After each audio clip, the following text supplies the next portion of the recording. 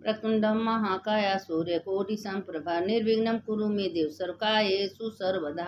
मंगलम भगवान विष्णु मंगलम गरुड़ध्वज मंगलम पुंडरीकाक्ष मंगलाय तनो हरि। अच्युतं केशवं राम नारायणं कृष्ण दामोदरं वासुदेवं हरि। श्रीधरं माधवं गोपिका वल्लभं जानकी नायकं रामचंद्रं भजेयम। देखिए, आज हम कार्तिक महीने का दूसरा अध्याय भेजने जा रहे हैं। एक अध्याय हम रोज भेज रहे हैं, आप लोग सुन लीजिएगा। देखिए, कार्तिक महीने का स्नान का तो महत्व तो है ही है, लेकिन कार्तिक का कथा सुनने का भी महत्व है। एक अध्याय पर डे कथा सुनना चाहिए। जो कथा सुनता है, कार्तिक स्नान करता है, उसके समस्त पाप तत्काल नष्ट हो जाते हैं। जैसे एक माचिस रुई के ढेर में लगाइए, उसी तरह कार्तिक पूरे पाप को जला के भस्म कर देती है। इसलिए कार्तिक में कथा, स्नान, दान, जप तप करना चाहिए। उसका 100 गुना महत्व बढ़ के मिलता है। अब देखिए, कल का पहला अध्याय तो डाले थे, आज दूसरा अध्याय है। श्री कृष्ण चंद्र जी बोले, हे प्रिय, उधर गुणवती ने अपने पिता तथा पति का राक्षस द्वारा मरण सुना तो वह दुखित होकर विलाप करने लगी। देखिए, वो गुणवती कौन थी? वह अगले जन्म का सत्यभामा वही गुणवती थी। कितने दुख के, लेकिन इतने तपस्या के बाद कृष्ण की पत्नी बनी है, इतनी राज भोग रही हैं। तो ये तपस्या मामूली बात नहीं। आज आप करें, उसका फल आज नहीं तो कल मिलेगा, मिलेगा जरूर। अब बुरे कर्म का फल मिलता है तो अच्छे का मिलता है। जैसे बुरे बुरे कर्मों का कई गुना बढ़ के मिलता है, इसी तरह अच्छे कर्म का करोड़ करोड़ गुना बढ़ के मिलता है। गुणवती ने अपने पिता तथा पति का राक्षस द्वारा मरण सुना तो वह दुखित होकर विलाप करने लगी। वह बोली, हाय प्राणनाथ, हाय पिता, तुम हमको त्याग कर कहाँ चले गए? अब मैं क्या करूं? आप लोगों के बिना असहनीय हो गई हूँ। मैं क्या करूं? अब भोजन, वस्त्र आदि से कौन मेरा पालन पोषण करेगा? कोई कार्य भी करने का सहूर मुझे नहीं है। अब कौन स्नेह से मुझे विधवा का पालन करेगा? मैं कहाँ जाऊं, कहाँ क्या करूं? हाय, मैं ऐसी घृणित हो गई। मेरे पर सदैव का कोप, मेरे ऊपर दैव का कोप हो गया। अब मैं किस तरह जीऊं? मैं बड़ी पापनी हूँ। श्री कृष्ण चंद्र कहते हैं, कुंवरी की पक्षी की भांति रोती हुई गुणवती व्याकुल होकर दयालु से झकझोरे हुए केले के वृक्ष की नाई पृथ्वी पर गिर पड़ी। बहुत देर के बाद होश में आई तो फिर बहुत विलाप कर दुख से विकल होती हुई शोक सागर में डूब गई। शोक सागर में डूब गई। भाई, कोई का पिता पति दोनों एक साथ ही चले गए थे। वो बेचारी कितनी दुखी हुई, विकल होती हुई शोक सागर में डूब गई। तदंतर अपने घर की अनेक वस्तुएं बेचकर उसने बड़ी सावधानी के साथ यथाविधि पिता पति का श्रद्धा कर्म किया और विष्णु भगवान की भक्ति में रत होकर वह शुद्ध और शांत भाव से इंद्रियों का वश में करके उसी पूरी में रहने लगी। जन्म से मरण प्रयत्न वह एकादशी तथा कार्तिक के व्रत को विधिवत करती रही। हे प्रिय, ये दोनों व्रत भुक्ति, मुक्ति अथवा पुत्र संपत्ति देने वाले तथा पवित्र और हमको अत्यंत प्रिय है। जो मनुष्य तुला की संक्रांति में सूर्य के आने पर कार्तिक मास में सवेरे के समय स्नान करते हैं, वे बड़े बड़े पापी हो तो भी मुक्त होकर पूज्य माने जाते हैं। जो लोग कार्तिक के स्नान, जागरण, दीपदान तथा तुलसी वृक्ष की रक्षा करते हैं, वे विष्णु के समान पूज्य माने जाते हैं। जो प्राणी कार्तिक में विष्णु भगवान के मंदिर की सफाई और भगवान का पूजन करते हैं, वे प्राणी जीवन मुक्त हो जाते हैं। जो प्राणी कार्तिक में 3 दिन भी नियम पालन करते हैं, वे देवताओं के भी पूज्य माने जाते हैं। तथा भला जिन्होंने प्रेम पूर्वक कार्तिक स्नान महीने भर करते हैं, उनके पुण्य की तो बातें ही क्या है। जन्म भर नियम किया है उनका तो क्या कहना। इस तरह गुणवती मन लगाकर प्रतिवर्ष कार्तिक का व्रत और भक्ति पूर्वक विष्णु भगवान की आराधना करती रही। एक दिन की बात है, गुणवती रोग के कारण दुबली और ज्वर से पीड़ित थी। इस दशा में भी धीरे धीरे गंगा स्नान को गई। वह जल में स्नान करने को उतरी तो ठंडक से कांपने लगी। उस विहल अवस्था में ही उसने गमन मंडल से आते हुए एक विमान को देखा। उस पर शंख चक्र गदा और पद्म आदि विधिवत आयुधों से युक्त तथा विष्णु रूप धारण करने वाले विष्णु के पार्षद विद्यमान थे। गरुड़ की ध्वजा से युक्त और अप्सरागणों से सुशोभित उस विमान पर गुणवती को चढ़ाकर चंवर डुलाते हुए विष्णुगण उसे बैकुंठ में ले गए। उस विमान पर बैठी हुई वह प्रतीत अग्नि के समान लगती थी। वह इस प्रकार कार्तिक व्रत के प्रभाव से मेरे निकट आ गई। बहुत समय बाद जब ब्रह्मादि देवताओं की प्रार्थना से मैं इस लोक में आया, तब मेरे साथ मेरे गण भी आए थे। भाग्नि से यह यादव मेरे गण हैं। देवशर्मा विप्र जो उस जन्म में तुम्हारा पिता था, वह इस जन्म में सत्राजित यादव हुआ और उस जन्म में तुम्हारे पति चंद्र शर्मा अंकुर हुए हैं। तू वही दुखिया गुणवती है। जब जन्म मरण तक कार्तिक व्रत के पुण्य से ही तुम अत्यंत प्यारी हुई। जो इस समय मेरे मंदिर के द्वार पर जो तुमने तुलसी का बगीचा लगाया था, उसी के पुण्य से आज तुम्हारे घर कल्पवृक्ष सुशोभित है। तुमने जो पूर्व जन्म में कार्तिक मास में दीप दान किया था, उसी के पुण्य से इस समय देह में शोभा है और तुम्हारे घर में लक्ष्मी का वास है। उस समय तुमने जो व्रतादि पति स्वरूप भगवान को अर्पण की थी, उसी के फल से इस जन्म में तुम मेरी भार्या हो। जन्म से लेकर मरण पर्यंत जो तुमने कार्तिक का व्रत किया था, उसी से कभी भी हमारा तुम्हारा वियोग नहीं होगा। इस तरह जो मनुष्य नियम से कार्तिक मास का व्रत करेंगे, वे सब मेरे ही पास रहेंगे और तुम्हारे समान प्रिय होंगे। नाना प्रकार के यज्ञ दान व्रत तथा करने वाले प्राणी जो फल प्राप्त होता है, वह कार्तिक व्रत का पुष्पो भी नहीं होता।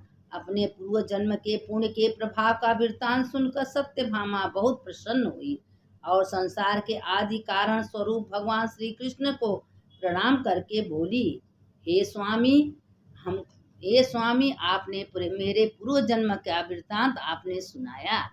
हमको नहीं मालूम था कि पूर्व जन्म में मैं इतनी दुखी हूँ, लेकिन कार्तिक महीने का इतना बड़ा महत्व है कि जो कार्तिक महीने में स्नान दान जप तप पूजा कथा कहानी सत्संग करते हैं, उनके समस्त पाप क्षण भर में जल के भस्म हो जाता है। ये कथा जो सुनता है, जो सुनाता है, उसके समस्त पाप नष्ट हो जाते हैं।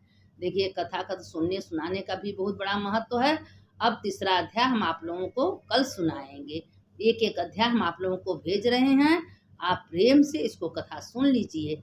अब इसी पर जैसे मंगलवार है, कल सोमवार था, तो सोमवार का भी कथा डालना चाहिए था, हम नहीं डाल पाए, लेकिन हम आज सुना दे रहे सोमवार मंगल का। कि एक राजा थे और उसके दो भाई थे। राजा थे, दो भाई थे। दोनों भाई राजा के नौकरी करते थे। तो जो बड़े भाई थे हमेशा भोलेनाथ का भजन करते थे। भोलेनाथ की कृपा से हमको नौकरी मिली, भोलेनाथ ने हमको सब कुछ कर रहे हैं, भोलेनाथ भोलेनाथ करते थे। तो राजा कहता खाता मेरा है, गुण गाता है भोलेनाथ का। और छोटा भाई राजा की जय हो, राजा की जय हो, हमेशा राजा का गुणगान करता था। तो एक दिन करते करते और दूसरे रास्ता से राजा कहेगा इसका खबर हम लेंगे। तो जो छोटे भाई हैं उसको चांदी का घड़ा और रास्ते में फूल बिछा दिए। जो बड़े भाई थे उसको जो है पूरे रास्ते में कांटा बिछा दिए। तो छोटे भाई आँख मूंद के जाने लगा, उसको रास्ते में कांटा मिला। बड़े भाई को जो महादेव की कृपा से सब होता है, महादेव की कृपा से सब होता है, उसको हम सोने चांदी का घड़ा भी मिल गया, फूल मिल गया। बड़ा खुश हुआ, लेके घर पर गया। तो जाके कहा कि रास्ते में तुमको कुछ मिला? कहा प्रभु हमको तो चांदी का घड़ा मिला। तो भाई के लिए रखे थे, इसको कैसे हो गया? क्योंकि महादेव की कृपा से हुआ। फिर दूसरे दिन राजा परीक्षा लेने के लिए एक बहुत बड़ा डंडा था, उसमें हीरा मोती सब भर दिया था। और उसको जो है कह दिया था छोटे से, तुम इस रास्ते से जाना, उसको उस रास्ते से जाना। तो दूसरे रास्ते से गया, आँख मूंद के, उस डंडा दिए थे राजा, वो सोचा कि खाली डंडा है, वो रास्ते में फेंक दिया। और जो बड़ा भाई था वो डंडा उठा लिया, लेके अपने घर गया, देखा तो हीरा मोती सोना चांदी। तो क्योंकि हमेशा वो महादेव का कृपा समझता था कि वाह रे महादेव, आपके कृपा से सब काम हो रहा है, महादेव आपके कृपा से हमको भोजन मिला, आपकी कृपा से नौकरी मिला, महादेव का गुण गाता था।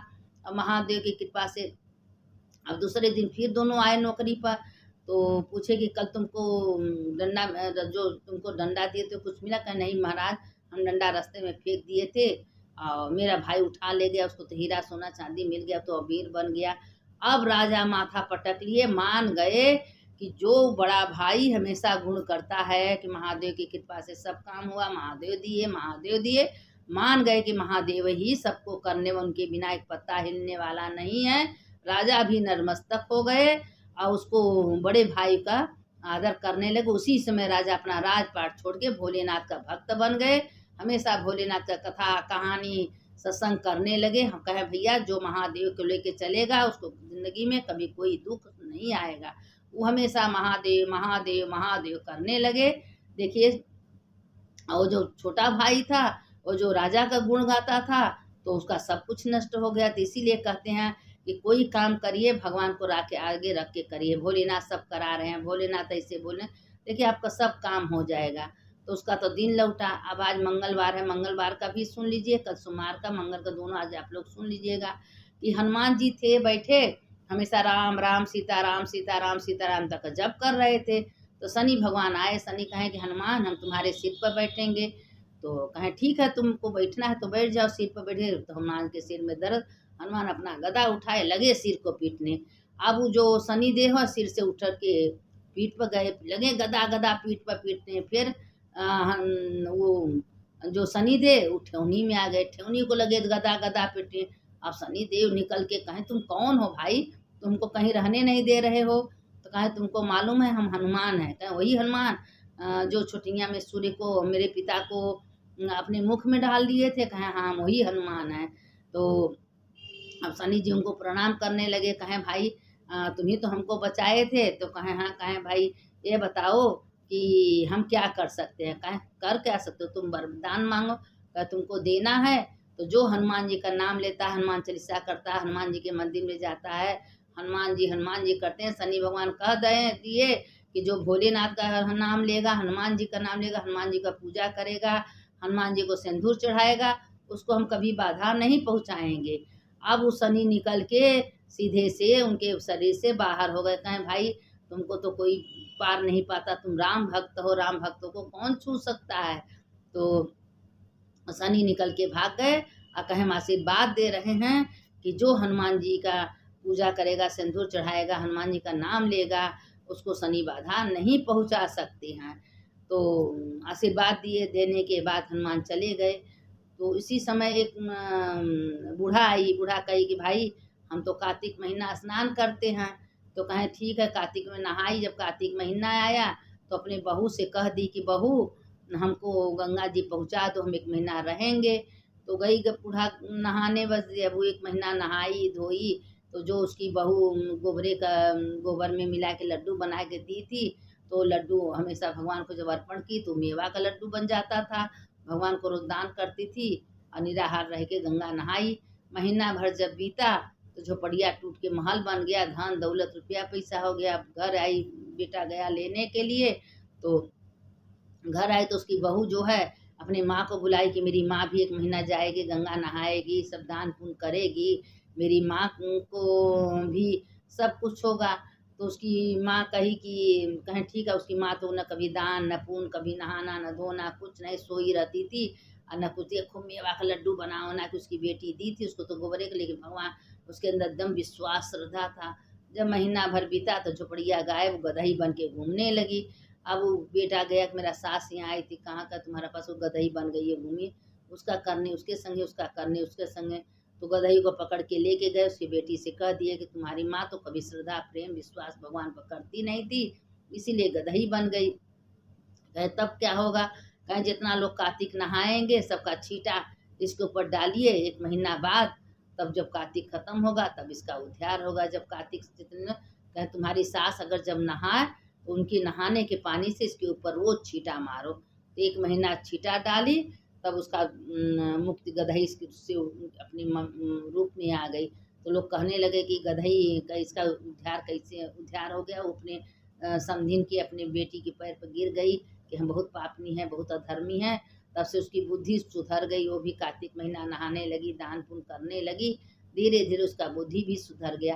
कार्तिक महीना में जो सत्संग करता है, स्नान दान कथा सुनता है, कार्तिक महात्म सुनता है, और जो दूसरे को सुनाता है, दूसरे को बुला के कहानी कथा कहता है, उसके समस्त पाप नष्ट। कार्तिक महीना में औला का, तुलसी का, पीपल पतवारी का, सबका कथा कहानी सुनना चाहिए, क्योंकि सब बड़ा महत्व है। तुलसी जी का तो पर डे सुनना चाहिए कि देखिए बूढ़ा तुलसी जी का सुन के कथा कैसे विष्णु लोक में चली गई, कृष्ण भगवान उनके अपने कंधे पर ले गए। तुलसी माता जिसके घर में शालिग्राम रहता है, जो चरोड़क 40 शालिग्राम का लेता है, उसको तो क्षण भर में समस्त पाप क्षण भर में नष्ट हो जाते हैं। तो ये सब कथा कहानी व्यर्थ नहीं है, ये सब शास्त्र बनाया गया है।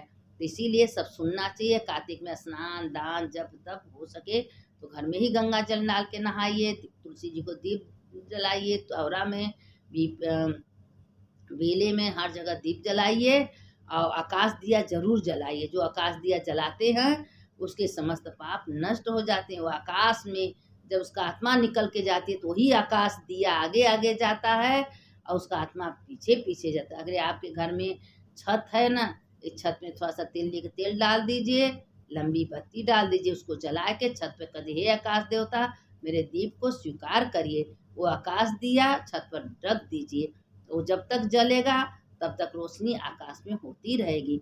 अरे मनसा ही पूजा, मनसा करना बचना पापो, अरे मन से ही पूजा होता है, तो मन से एक दीपक जरूर जलाइए। अब हम लोग कहीं नहीं जाते हैं, अपने छत पर दरवाज बालकनी में है, नहीं करते हैं, एक दिया रोज आकाश दिया शरद पूर्णिमा से जला देते हैं। महीना भर उनका नाम लेके, सब देवी देवतन का नाम लेके जला के रख देते हैं।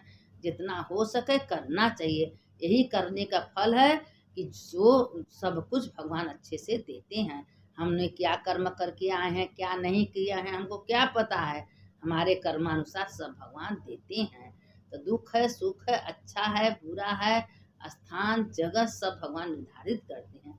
तो हम जानबूझ के कुआं में कूदेंगे तो गिरेंगे, लेकिन हमको पता है कि क्या करने से अच्छा क्या करने से नहीं, तो ही कर्म करना चाहिए। महीना में सिर्फ भगवान का जप तप पूजा, और कोई बुराई किसी का फालतू बात नहीं करना चाहिए।